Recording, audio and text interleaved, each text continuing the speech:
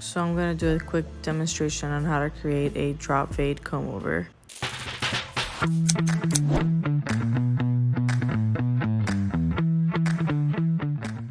I always start off by using my trimmer to start off the guideline for my skin fade, which is where the balding will be. My next step is to create the bald for the skin fade.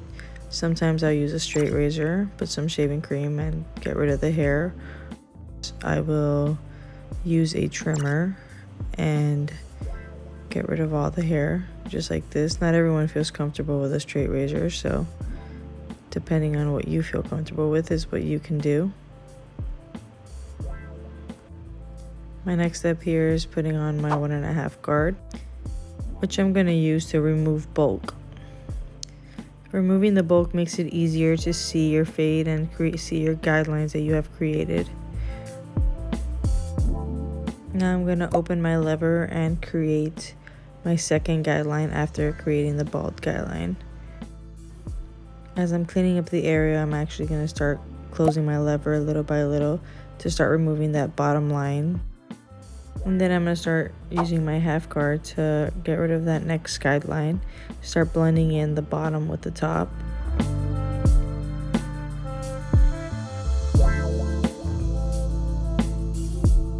Then I'm going to come in with my balder, my foiler, just to make sure that that is nice and smooth.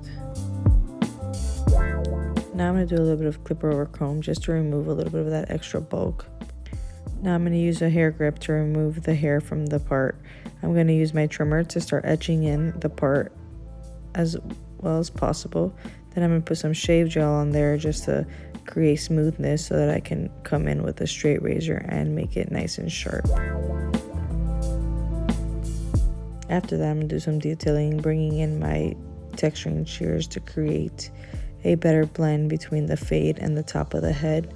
Then I'm going to grab my pomade, which is from Statement, and put it in the hair while it's still damp.